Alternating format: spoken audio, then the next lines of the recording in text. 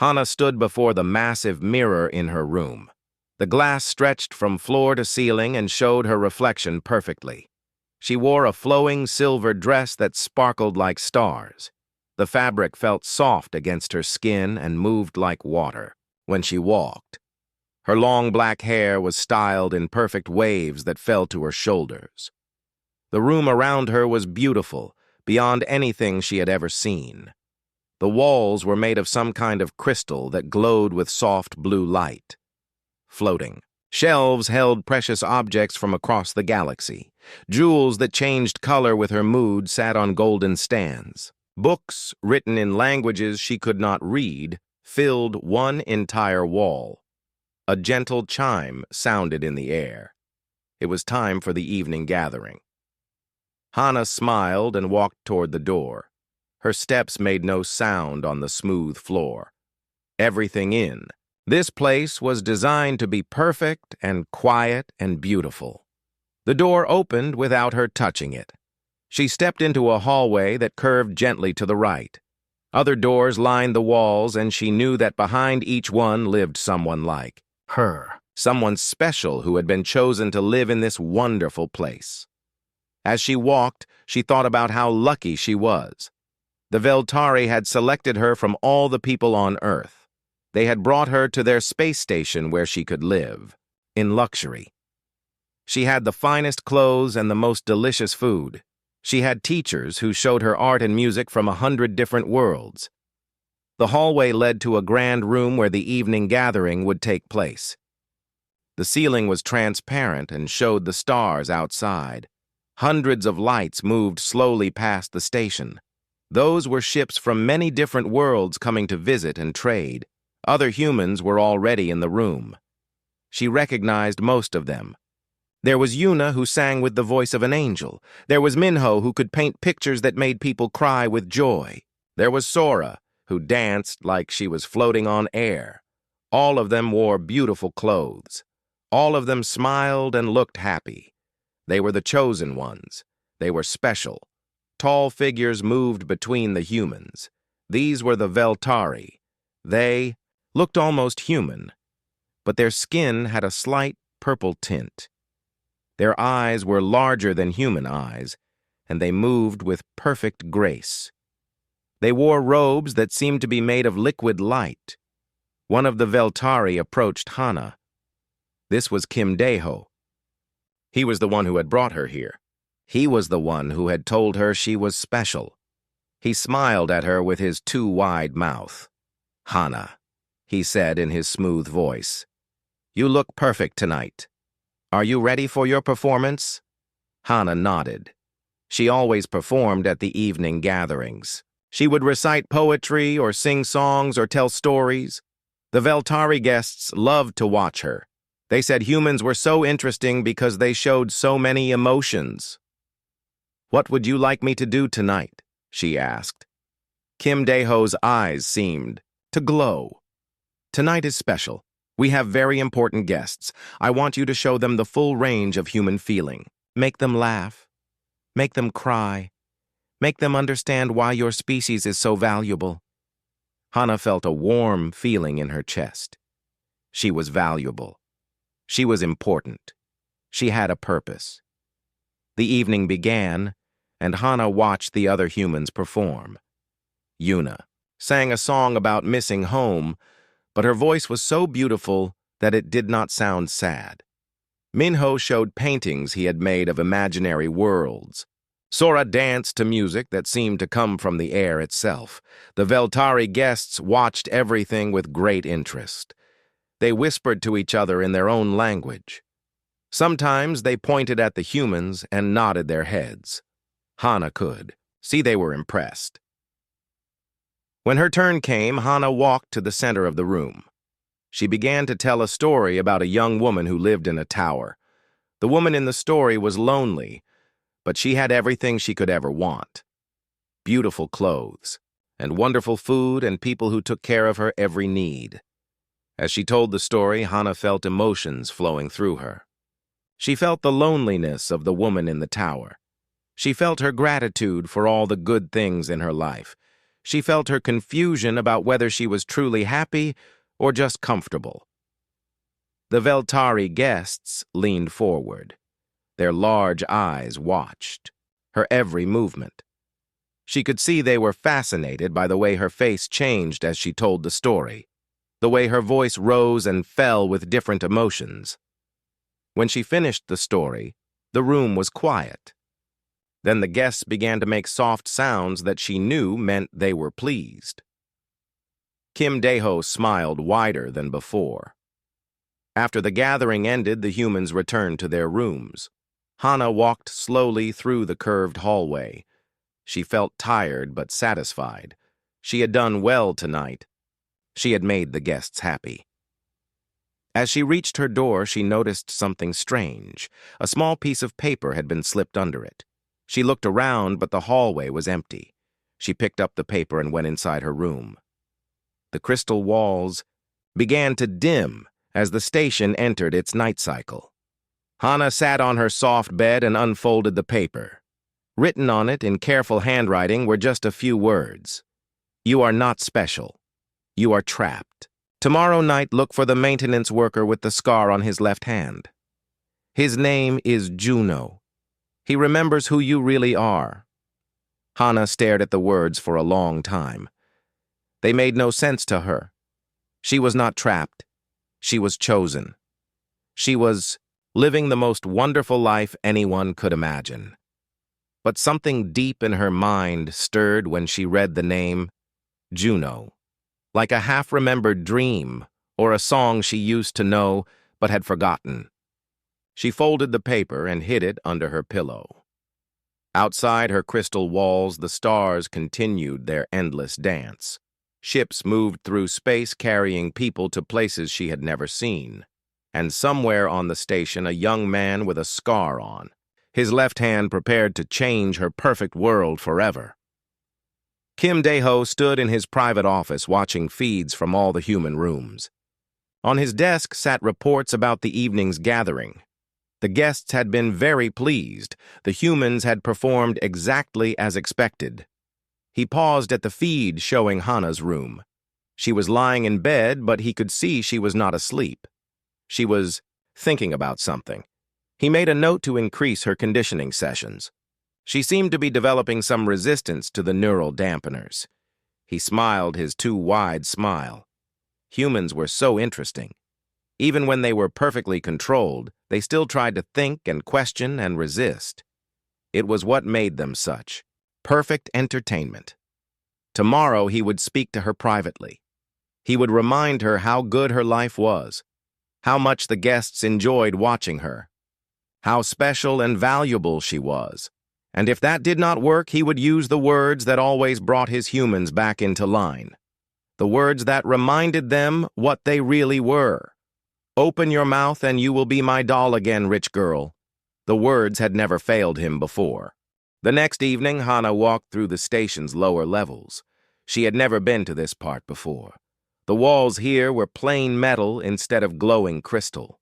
The lights were dim and flickered sometimes. It was not beautiful like her room, but something pulled her forward. She told herself she was just exploring. She was just curious about how the station worked. But deep inside, she knew she was looking for someone with a scar on his left hand. Someone named Juno. The maintenance areas were full of pipes and machines. Strange humming sounds came from the walls. The air smelled different here, not sweet and clean like in the upper levels, but sharp and metallic.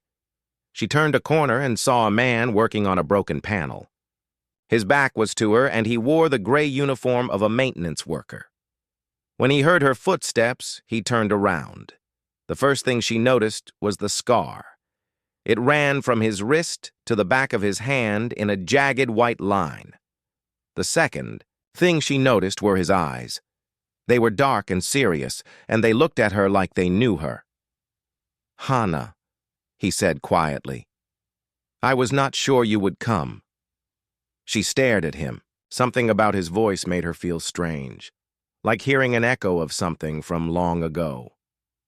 "You are Juno," she said. It was not a question. He nodded. "Do you remember me?" She shook her head. But even as she did it, she felt uncertain. There was something familiar about the way he stood, the way he tilted his head when he looked at her. "We grew up together," Juno said. "On Earth. In Seoul. Your father owned the biggest technology company in Asia. My mother worked as a cook in your family's house." Hana felt dizzy. "That is not true. I have always lived here. The Veltari chose me because I was special. You were 22 when they took you. It has been 2 years since then. You had just graduated from university. You wanted to be a writer." "No." The word came out, as a whisper. "I do not remember any of that." Juno stepped closer to her. "They use machines on your brain, neural dampeners. They make you forget your real life. They make you happy to be here. They make you think this is all you have ever known." Hana backed away from him. "You are lying. Why would you lie to me?" "Because I came here to find you. I have been working on this station for 6 months, learning about their systems, watching you, waiting for the right time to tell you the truth."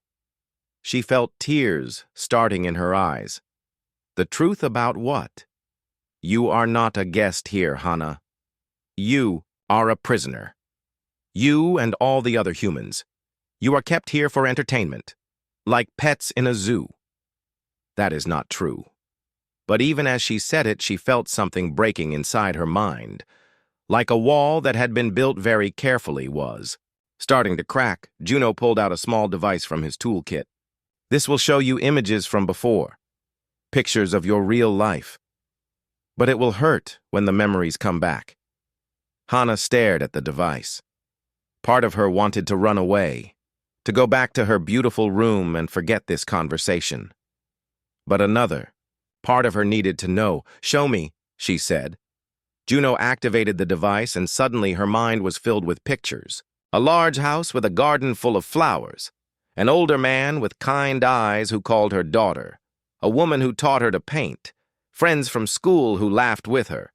And there was Juno, younger and without the scar, playing games with her in the garden, reading books together in the library, promising to always protect her. The images hit her like waves and she fell to her knees. Her head felt like it was splitting apart. All the happiness and contentment that had filled her for 2 years began to drain away. "Make it stop," she gasped. Juno knelt beside her. "I know it hurts, but you need to remember.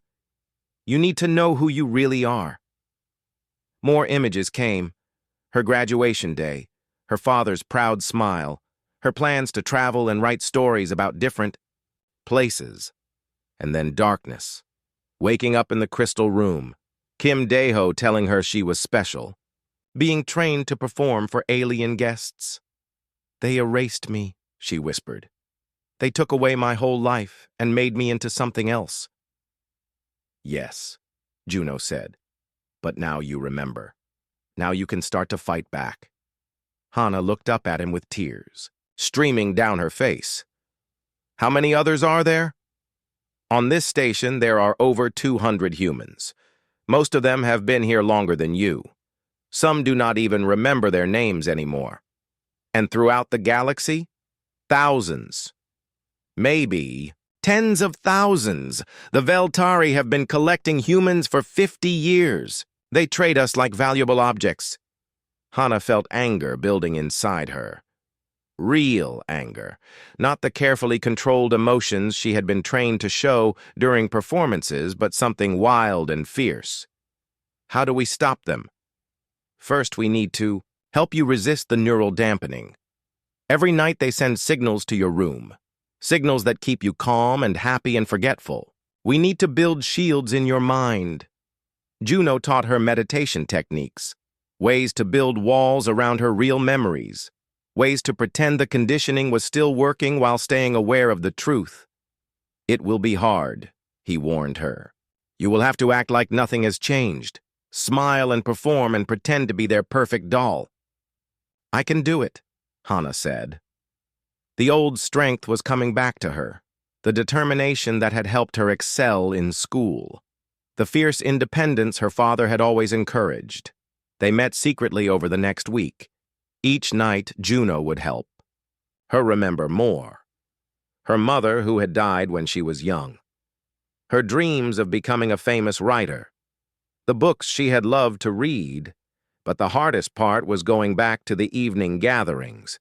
Smiling at Kim Dae-ho, performing for the Veltari guests, pretending to be grateful for their attention. One night, Kim Dae-ho pulled her aside after her performance. "You have been different lately," he said. His large eyes studied her face. Less enthusiastic. "Are you feeling well?" Hana forced herself to smile. "I am fine. Perhaps I am just tired." "We cannot have that," Kim Dae-ho said. "Tomorrow you will have extra conditioning sessions to help you feel more like yourself again." That night, Hana met Juno in the maintenance tunnels. "He suspects something," she told him. "He is going to increase the neural dampening."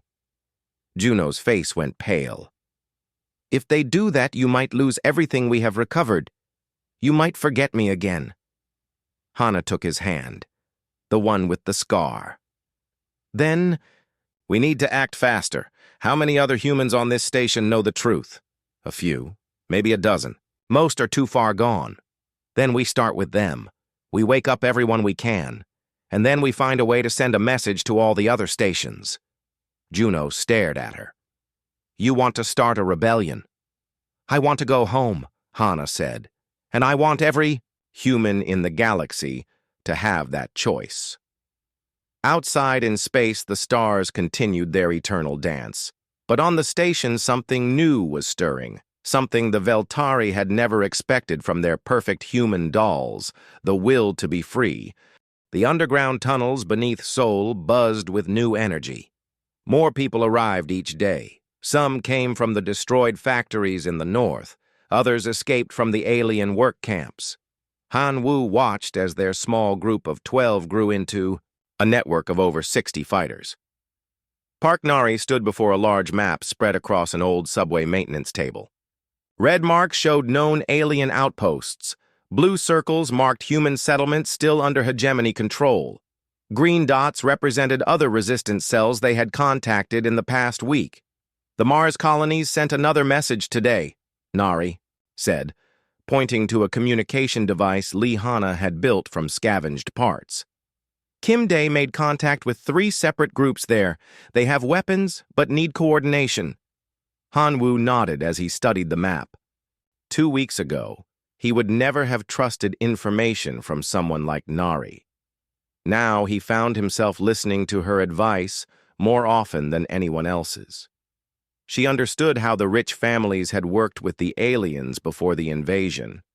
That knowledge helped them predict hegemony movements.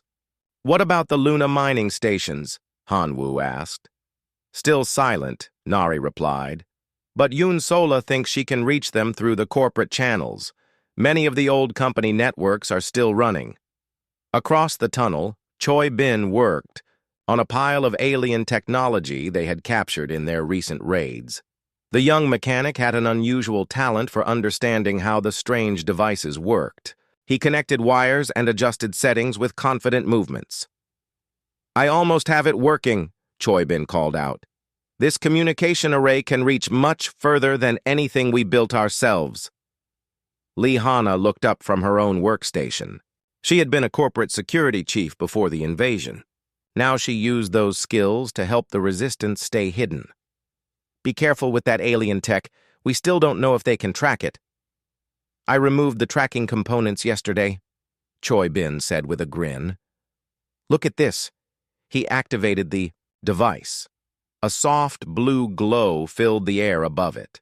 Suddenly voices came through in different languages. Some spoke English. Others used Mandarin or Spanish or Arabic. All of them were human voices reporting from different parts of the solar system.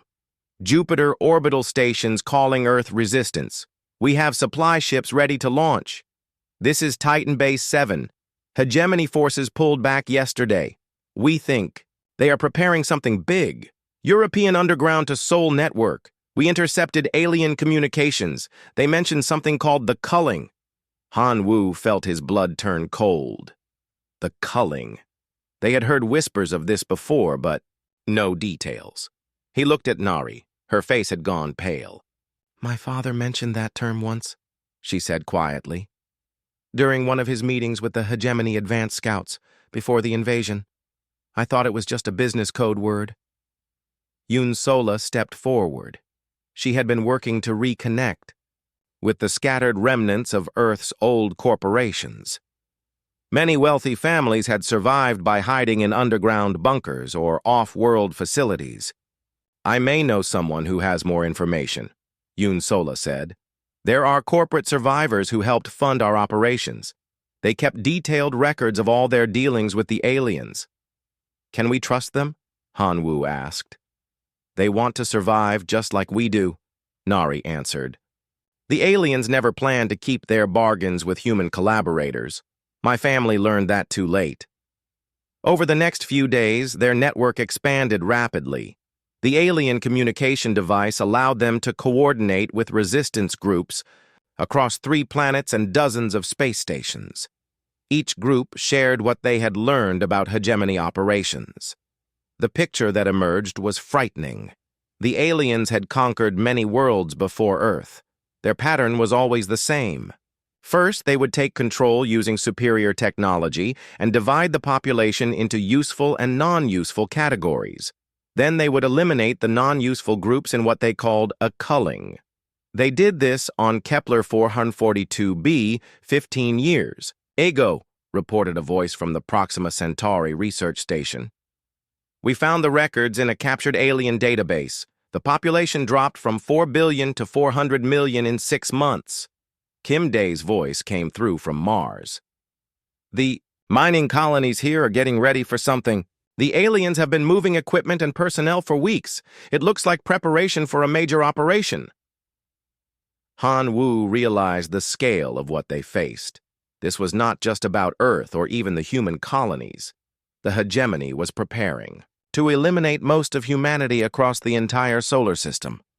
"How long do we have?" he asked into the communication device. "Based on the pattern from other worlds, probably 2 months," came the reply from Europa Station. "Maybe less." Nari pulled Han Wu aside. "There is something else you should know. The corporate records Yun Sola found mention specific targets for the culling. The aliens plan to start with what they call redundant populations." "What does that mean?" "Anyone not directly involved in resource extraction or essential services. That includes most of Earth's cities. Billions of people." Han Wu felt the weight of responsibility settle on his shoulders. Their small resistance had grown into something much larger. But was it enough to fight an enemy that had destroyed entire civilizations? "We need to warn everyone," he said. "Warning them is not enough," Nari replied. "We need to give them hope. And a plan." Choi Bin approached them carrying a modified alien weapon. "I think I figured out how to reverse engineer their shield technology. If we can mass produce these modifications, we might have a chance." Lee Hana joined the group. "I have been analyzing their tactical patterns. The hegemony relies on centralized command structures. If we can hit their communication hubs simultaneously across multiple worlds, we might be able to disrupt the culling." "That would require perfect coordination," Han Wu said. "Then we better start planning," Nari replied, "because in 2 months, there might not be anyone left to coordinate." As night fell over the ruined city above them, the resistance worked through the darkness. Voices from across the solar system continued to report through Choi Bin's alien communication device. For the first time since the invasion, humanity was talking to itself as one species again. The network was growing, but time was running out. The alarm screamed through the underground tunnels at 3 in the morning. Han Wu rolled from his sleeping mat as emergency lights bathed everything in red. Heavy footsteps echoed from the main entrance. The sound was wrong. Too heavy. Too rhythmic. "Hegemony raid!" Lee Hana shouted from her watch position. "Multiple squads. They know exactly where we are." Han Wu grabbed his weapon and ran toward the command center. The tunnel system had 3 escape routes. They had practiced this evacuation dozens of times, but something felt different today. The aliens were moving faster and with more purpose than usual. Park Nari appeared beside him, carrying a data pack and communication device. "The other cells are reporting simultaneous attacks," she said breathlessly. "Mars colonies, Europa Station, even the hidden bases on Titan. This is coordinated." "Someone betrayed us," Kim Day said as he joined them. His face was grim. "The timing is too perfect. They hit us all at once." Choi Bin ran past them toward the equipment room. "I need to destroy the alien tech before they capture it," he called over his shoulder. The sound of energy weapons filled the tunnels. Blue flashes of alien fire reflected off the concrete walls. Human voices cried out in pain and fear. The hegemony soldiers were closer than expected. "We need to evacuate now," Lee Hana said firmly. "Route 3 is still clear." Han Wu looked around at the command center they had built over months of careful work. Maps, communication equipment, weapons, supplies, everything they needed to coordinate the resistance across the solar system. All of it would be lost. "Wait," Nari said suddenly. "This might be an opportunity." "What are you talking about?" Han Wu demanded. The alien soldiers were getting closer. They could hear the mechanical translation voices giving orders. "Lee Hana finished the virus program yesterday," Nari explained quickly. "If someone could get captured and taken to a hegemony facility, they could upload it to their central network." "That is suicide," Kim Day protested. "Maybe," Nari replied, "but it would give us access to their complete database, troop movements, the culling timeline, everything we need to coordinate a real defense." Han Wu stared at her. "You are not volunteering for this." "I am the logical choice," Nari said calmly. "I have experience with their systems from my family's dealings. I know their protocols, and they will want to interrogate me about the corporate networks." The sound of fighting grew louder. Alien voices barked commands in their harsh language. Human resistance fighters retreated through the tunnels toward the emergency exits. "Give me the virus program," Nari said to Lee Hana. "This is insane," Han Wu said. But even as he protested, he knew she was right. Someone had to take this chance. The resistance needed intelligence about the culling if they had any hope of stopping it. Lee Hana handed Nari a tiny data chip. "It is hidden inside a fake dental filling. The upload will activate automatically when it detects a hegemony computer system." "How will we know if it worked?" Kim Day asked. "The virus will send confirmation signals to all our communication networks," Lee Hana replied. "If Nari succeeds, we will know within hours." Heavy footsteps approached their position. The distinctive blue glow of alien energy weapons reflected off the tunnel walls. They were almost out of time. "Go," Nari said firmly. "Use Route 3. I will buy you some time and make sure they capture me instead of killing me." "Nari," Han Wu began. She looked at him with steady eyes. "Remember what you said to me when we first met? About being a doll. You were wrong then. But maybe I can use that assumption against them now." Before Han Wu could respond, she was gone, running toward the main tunnel where the alien soldiers were advancing. Her voice echoed back as she called out in the hegemony language she had learned during her captivity. Han Wu wanted to follow her. Every instinct told him to fight beside her, but Kim Day grabbed his arm and pulled him toward the escape route. "She made her choice," Kim Day said. "Do not make it meaningless by getting captured too." They ran through the narrow maintenance tunnels as explosions shook the walls around them. Behind them, they could hear Nari's voice speaking in calm, measured tones to the alien soldiers. She was surrendering, offering information about the resistance networks, playing the role of a frightened corporate daughter who would betray anyone to save herself. The performance was perfect. Too perfect. Han Wu realized that she had been planning this from the moment they discovered the culling timeline. She had volunteered for a mission that might save humanity, and he had been too proud to see it.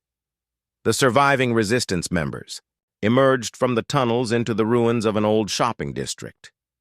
Dawn was breaking over Seoul. Smoke rose from a dozen other locations across the city where similar raids had taken place. "Status report," Han Wu said into his portable communication device. The responses were grim. Half their network had been destroyed in the coordinated attacks. Mars colonies reported heavy casualties. Europa Station had gone silent completely. But 48 hours later, Lee Hana's monitoring equipment began receiving data transmissions, massive amounts of information flowing from hegemony computer systems across the solar system. "The virus worked," Lee Hana announced with amazement. "Nari did it. We have access to their complete operational database." Han Wu studied the incoming intelligence reports, troop positions, supply routes, and most importantly, the complete timeline for the culling. They had 3 weeks instead of 2 months, but as he read the detailed plans, Han Wu felt his heart break. The hegemony interrogation centers were designed to break prisoners psychologically before eliminating them. Nari had succeeded in her mission. She might not survive to see if it made any difference. The hegemony interrogation facility sat like a dark metal cube on the surface of the moon. Inside its sterile white rooms, Park Nari endured her 3rd day of questioning. The alien interrogator stood 8 feet tall, with skin like gray stone. Its 4 eyes studied her with cold intelligence. "Tell us about the corporate network connections to Jupiter colonies," it demanded in mechanical English. Nari sat perfectly still in the restraint chair.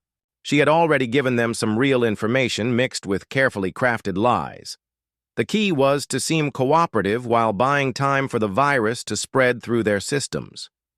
"My father had contracts with 17 different mining operations," she said truthfully. "But the communication codes changed after the invasion. What she did not mention was that those codes were now being used by human resistance cells throughout the outer system. Every truth she told them contained a hidden advantage for humanity." Meanwhile, in the rebuilt command center beneath the ruins of Busan, Han Wu studied the intelligence flowing from Nari's virus. The amount of data was overwhelming. Lee Hana worked constantly to analyze and distribute the most critical information. "Look at this," Choi Bin said excitedly. He pointed to technical specifications scrolling across his screen. "Their shield generators have a specific frequency weakness. If we modify our weapons correctly, we can overload their defenses." Kim Dae leaned over his shoulder. "How long would it take to retrofit our equipment?" "With the manufacturing network," Yoon Sola established, "maybe 5 days," Choi Bin replied. "But we would need to coordinate the timing perfectly across all resistance cells." Han Wu nodded grimly. The virus had revealed that the culling would begin in 18 days. Hegemony forces were already moving into position around major population centers on Earth, Mars, and the asteroid colonies. "What about their command structure?" he asked Lee Hana. "Completely centralized," she replied. "Every major decision flows through 3 primary control nodes, one on Earth, one orbiting Mars, one at the Jupiter system headquarters." "If we could hit all 3 simultaneously," Yoon Sola suggested. "The entire operation would collapse," Han Wu finished. "At least temporarily. They had the intelligence they needed. But the scale of coordination required seemed impossible. The resistance had grown to thousands of fighters across dozens of worlds and space stations. Getting them all to act at precisely the same moment would require perfect communication and timing. "We need to test the weapon modifications first," Kim Dae said practically. 2 days later, they had their chance. A hegemony patrol ship landed near their position to investigate the destroyed Seoul facility. Choi Bin's modified weapons performed better than expected. The alien shields collapsed after just 30 seconds of focused fire. "It works," he reported with satisfaction. "We can hurt them." But Han Wu felt no celebration. Each day that passed meant Nari endured more interrogation. The virus data showed that prisoners were typically eliminated after 7 days of questioning. She had 4 days left at most. On the moon, Nari had stopped counting time. The interrogation sessions blended, together in a haze of pain and careful deception, but she could see signs that her virus was working. The alien computer terminals sometimes flickered with error messages. Guards received conflicting orders, small signs that their systems were becoming unreliable. During her 6th day of captivity, something unexpected happened. A new interrogator entered her cell. This one was different, smaller than the others with skin that shifted color depending on its mood. "You have been more useful than anticipated," it said in perfect English. "Your information about human manufacturing capabilities has helped us accelerate the culling timeline." Nari's blood went cold. Had she accidentally helped them? "What do you mean?" "The operation begins in 10 days instead of 18. Your corporate network data showed us which facilities to target first for maximum efficiency." She had made a terrible mistake. By mixing truth with lies, she had given them information they could use against humanity. The resistance would not be ready for an accelerated timeline. But then she noticed something. The computer terminal behind the interrogator was displaying data streams she recognized. Her virus was not just collecting information, it was actively disrupting hegemony communications across their network. "I want to make a deal," Nari said suddenly. The alien interrogator's skin shifted to a curious yellow color. "What could you possibly offer us?" "Direct access to the resistance leadership," she replied. "I can arrange a meeting. They trust me." It was a desperate gamble, but if she could get a message to Han Wu about the accelerated timeline, the resistance might still have a chance. Back on Earth, the emergency signal came through at dawn on the 7th day. Not through their normal communication channels, but buried in the data stream from the virus network. A single coded message that only Han Wu would understand. 10 days, not 18. The mouth opens early. Trust the doll to break free. Lee. Hana looked at him with confusion. "What does that mean?" Han Wu felt his heart racing. "Nari is alive! The culling timeline has been moved up, and she has a plan." Within hours, the message went out to every resistance cell in the solar system. The coordinated strike would happen in 9 days. Every modified weapon, every captured alien technology, every human fighter from Earth to the outer planets. Choi Bin's factories worked around the clock to complete the weapon modifications. Yoon Sola's corporate networks transferred supplies and personnel. Kim Dae coordinated timing with the Mars colonies. On the 8th day, another coded message arrived through the virus network. This time, it included detailed facility layouts and guard rotations. Nari was still feeding them intelligence even while imprisoned. But the most important information was a single line buried in technical specifications. The doll remembers how to dance. When the music starts, she will choose her own steps. Han Wu understood. When the attack began, Nari would find a way to escape. She had not given up. She was still fighting. The countdown began. 9 days became 5. 5 became 2. Across the solar system, thousands of human fighters prepared for the largest coordinated military action in their species' history. They had one chance to save billions of lives. The girl who had once been called a doll held the key to humanity's survival. The attack began at exactly 0600 hours Earth Standard Time across the entire solar system. On Mars, Kim Dae led 300 fighters against the orbital command station. At Jupiter, corporate survivors and asteroid miners struck together at the hegemony headquarters. On dozens of moons and space stations, humans who had never met fought as one coordinated force. Han Wu stood on a ridge overlooking the hegemony Earth Command Center in what had once been Geneva. The alien structure rose like a black crystal from the ruins of the old city.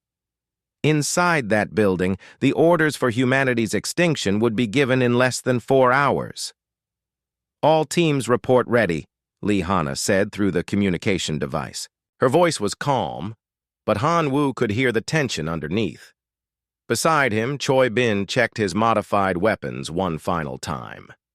The young mechanic had barely slept in the past week, making sure every piece of captured alien technology was ready for battle. Remember, Han Wu said to the 50 fighters gathered around him, we are not just fighting for ourselves. Every human in the solar system depends on what we do in the next hour. The signal came at exactly 0630. Across space, the coordinated human assault began. Modified weapons opened fire on alien shield generators. Captured hegemony technology turned against its creators. Most importantly, humans who had been divided by wealth and status now fought together for their species. The Geneva facility's shields collapsed faster than expected. Choi Bin's modifications worked perfectly. Blue energy barriers that had seemed impenetrable flickered and died under concentrated fire from weapons the aliens had never seen humans use before.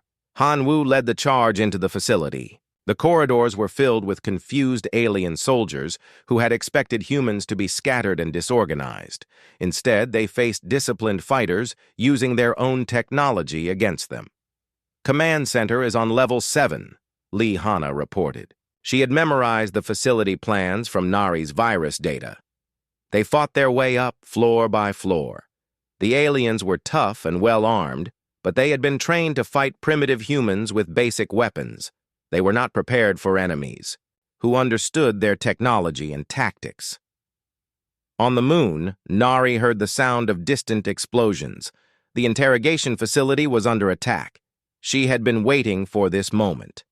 During her 8 days of captivity, she had carefully observed the guard routines and security systems. The facility's power grid fluctuated as emergency systems activated. In the brief moment of darkness, Nari used a technique Lee Hana had taught her weeks ago. The restraint chair's electronic locks could be overridden if you knew which wires to cross. She was free in the corridor when the backup lights came on. The alien guards were rushing toward the facility's defense positions. No one expected a prisoner to escape during an external attack. Nari made her way toward the communication center she had located during her interrogation sessions. If she could access their network, she could send real-time intelligence to the attacking forces. Back on Earth, Han Wu's team reached the command center. The massive room was filled with holographic displays showing hegemony forces across the solar system. Many of those displays were flashing red warning signals. Jupiter. Command is not responding, one alien officer reported in their harsh language. Mars Orbital Station reports shield failure, another added. The coordinated human attack was working, but Han Wu knew they had minutes at most before the aliens adapted to their tactics. There, Choi Bin pointed to a central control console. That is their primary communication hub. They fought their way across the command center. Alien officers tried to activate emergency protocols, but their computer systems were still compromised by Nari's virus. Critical commands failed to transmit. Backup systems gave contradictory orders. Han Wu reached the control console and began the shutdown sequence Lee Hana had programmed. One by one, communication links to hegemony forces went dark. Without central coordination, the alien forces across the solar system would be isolated and vulnerable. On the moon, Nari accessed the communication center just as Han Wu completed his mission on Earth. She watched as hegemony networks across space began failing. The virus she had delivered was spreading faster now that their central firewalls were down, but more importantly, she could see the status of the human attacks. Mars was secure.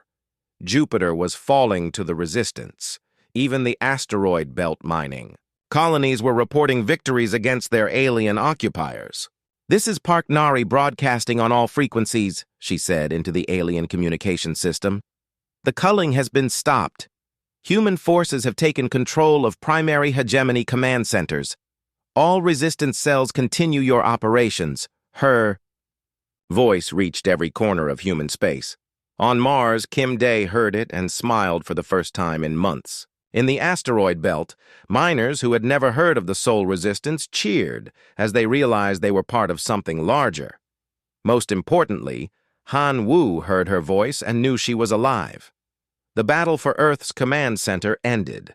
Within the hour, the surviving alien officers surrendered when they realized their command structure had collapsed. Similar victories were reported from across the solar system, but the real victory was deeper than military success. For the first time since the invasion, humans from every social class and every world had fought together as one species. The wealthy corporate survivors had funded and supplied the resistance. Former miners and factory workers had led the technical innovations. Everyone had contributed what they could. 3 days later, Han Wu stood in the same Geneva command center, now serving as a temporary human government headquarters. Representatives from every world and station were arriving to plan humanity's future. Park Nari entered the room looking thin but determined. Her time in captivity had changed her, but not broken her. She moved with the confidence of someone who had faced the worst and survived. "I owe you an apology," Han Wu said when she reached him. "For what?" she asked. "For what I said when we first met, about being a doll. It was wrong and cruel." Nari smiled. "You helped me realize something important. I had been a doll before the invasion, protected and pampered and useless. But dolls can learn to fight when their family is threatened." "Your family?" "All of humanity," she replied. "Rich or poor, earthborn or colonial. We are all the same species. That is what the aliens never understood about us. Around them, former enemies worked together to rebuild their civilization. Corporate executives shared resources with labor organizers. Military officers took orders from civilian leaders. The crisis had shown them what they could accomplish when they worked together instead of fighting each other. The hegemony had conquered humanity by dividing them. But in trying to destroy them, the aliens had accidentally created something stronger than before. A truly unified human civilization that stretched across the solar system. "What happens next?" Han Wu asked. "We make sure this never happens again," Nari replied. "And we remember that our strength comes from unity, not division." Outside the windows of the command center, the first human ships in 3 years were launching toward the stars. Humanity had learned an important lesson. They were stronger together than apart. The galaxy was about to discover what humans could do when they fought as one.